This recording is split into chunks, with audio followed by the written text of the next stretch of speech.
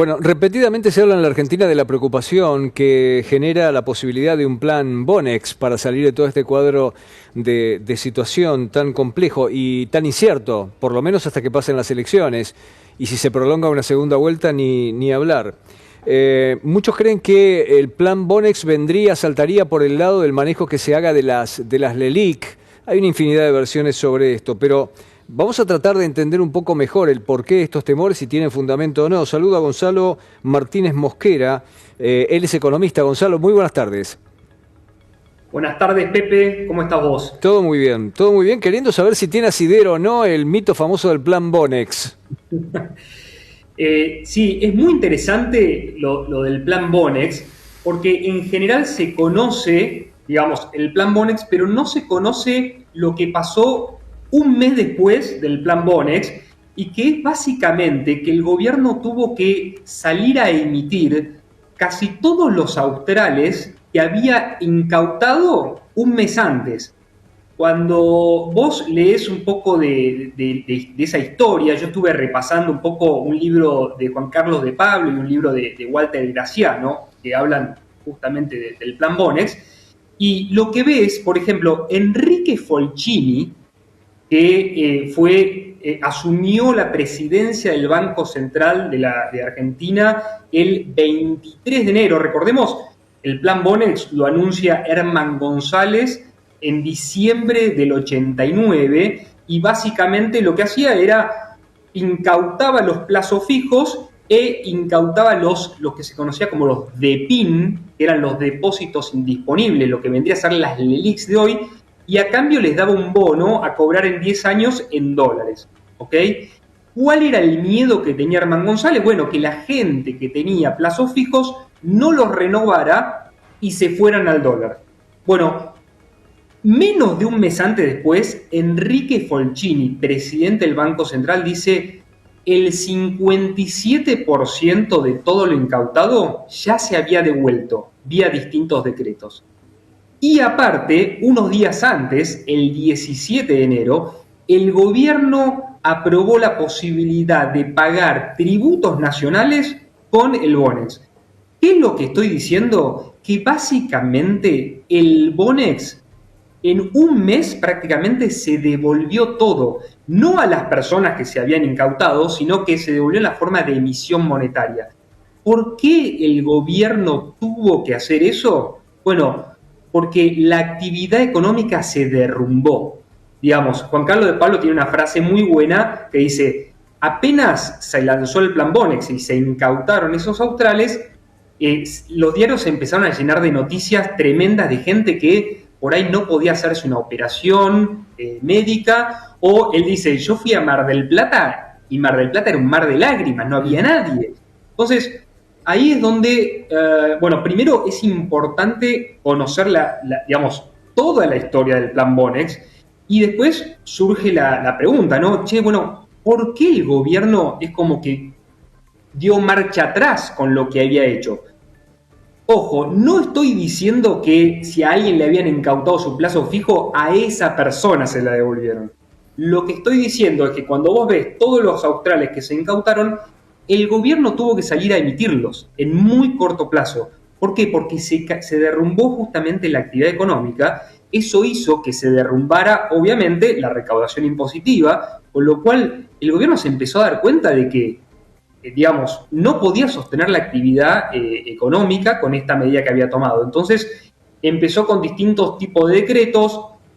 Empezó a decir: bueno, si vos sos un colegio privado, por ejemplo, un colegio público que tenías Bonex, digo, que tenías un plazo fijo, incautado, te lo devolvemos. Si vos tenías que hacerte una operación médica importante, o tu cónyuge, o tu padre, o tus hijos, te lo devolvemos. Bueno, empezó a definir distintos decretos que hicieron que, al final, digamos, Walter Graciano lo dice muy claro, al final se emitió todos los australes que se habían incautado, y encima el gobierno se quedó con una deuda de 3.000 millones de dólares, que era el bono que había emitido para compensar a los que le habían incautado el bono.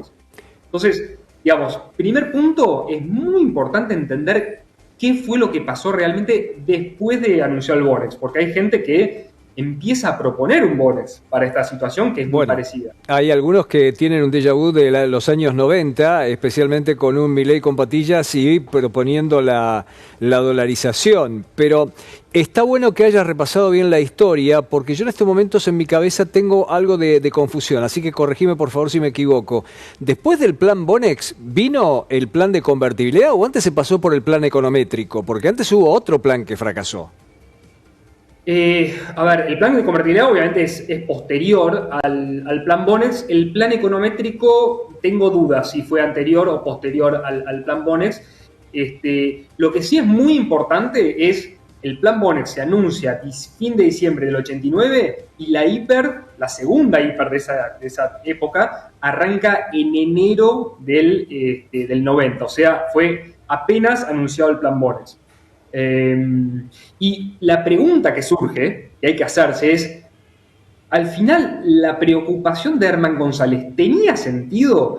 Porque vos fíjate, le incautaste los plazos fijos y la gente dejó de hacerse operaciones médicas, dejó de ir a Mar del Plata. Entonces, pareciera que esos ahorros no eran un ahorro destinado a comprar dólares, sino que era un ahorro para el día a día, digamos, era como el capital de trabajo de la sociedad, ¿te das cuenta? Sí, sí, absolutamente. Vos sabés que mencionaste también un hecho de que la gente empezaba a pasar sus plazos fijos en pesos para ir a comprar dólares. Ese fenómeno ahora se está repitiendo. La gente está con tendencia a desarmar sus posiciones en pesos para pasarse al dólar, incluso pagándolo al precio del contado con liqui, que está por las nubes.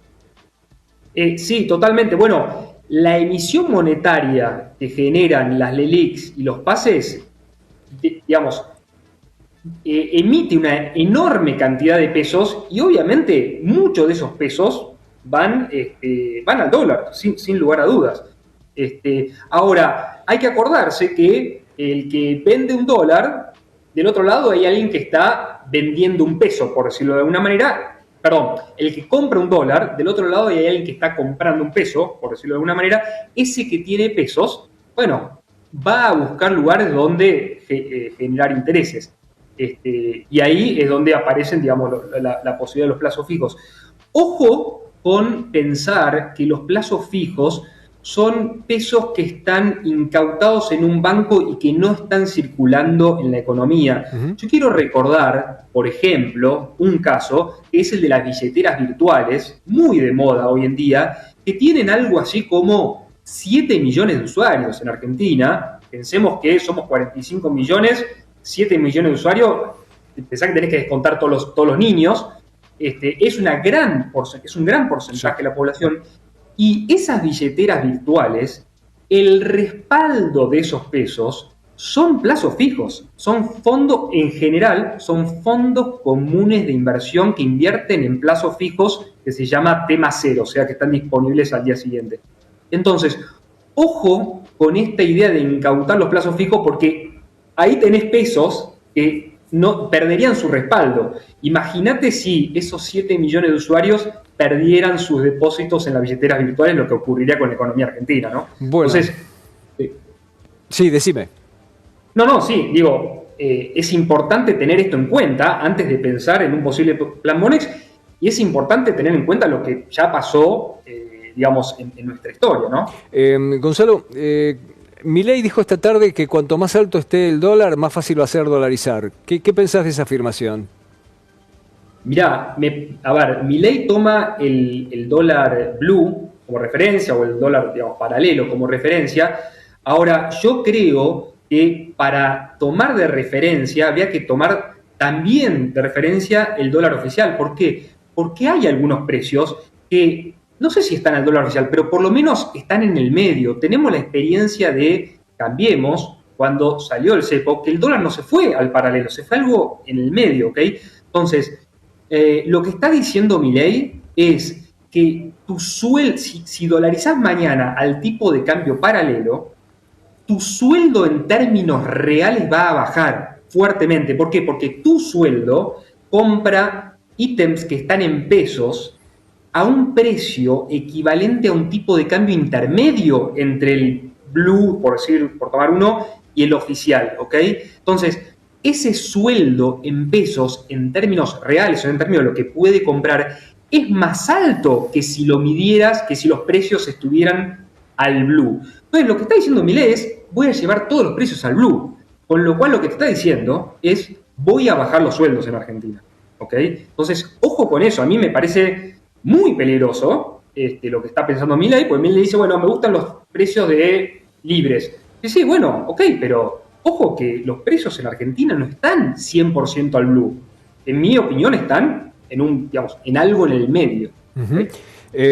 Mi pregunta final, Gonzalo, es hablar de las LELIQs. Los bancos están señalando que si se tiene un plan consistente de disciplina fiscal, bueno, puede ser un dolor de cabeza, pero no es una cosa imposible de abordar y además no serían tantos problemas. Pero en el día de hoy escuché una idea que parecería ser superadora y quiero preguntarte si lo crees posible. ¿Se puede destinar esa masa de LELIQ a ofrecer créditos para la productividad, créditos para la producción, eventualmente para pequeñas y medianas empresas o para algunas industrias argentinas? No, eso tiene que ver, en mi opinión, con un entendimiento de cómo funciona el sistema bancario que suele ser errado y que se enseña mal en la Facultad de Economía. Un banco, cuando hace un préstamo bancario, no está tomando pesos que ya tiene y prestándolo. Un banco crea depósitos bancarios, emite depósitos bancarios cuando hace un préstamo. La contabilidad es muy simple. En el activo pone la promesa de pago, en el pasivo pone el nuevo depósito bancario. Con lo cual,